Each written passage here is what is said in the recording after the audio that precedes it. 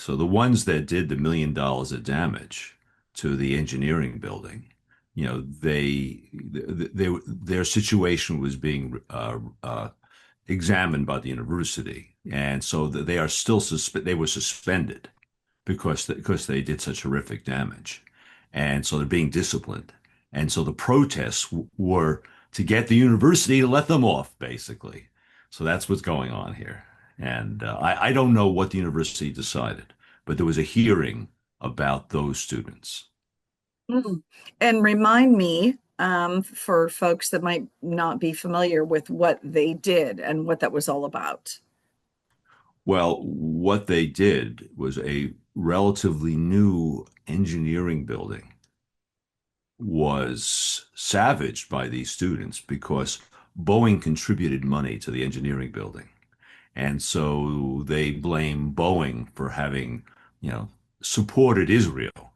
And so because of that, they felt it was okay to take over the building and to destroy all kinds of equipment. And so the total damage was estimated to be about $1 million. So this is very serious damage to a university facility. And so some of them were arrested, and and the university is proceeding to suspend them and to bar them from campus.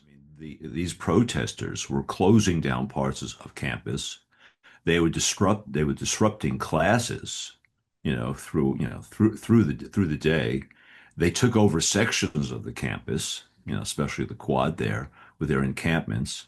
Um, and they did tremendous damage to the university. And we're talking about hundreds of thousands of dollars by spray painting, very odious things all over campus.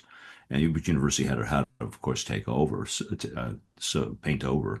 So they were doing all kinds of damage. And then they were attacking Jewish students physically.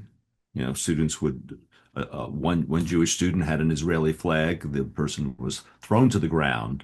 The flag was grabbed. They tore it up. They burnt it. They hurt the student. So that was going on here too. So it was really quite bad here. And again, it was disruptive more than just the Jewish students were paying for this. All students were seeing a campus that was very much diminished.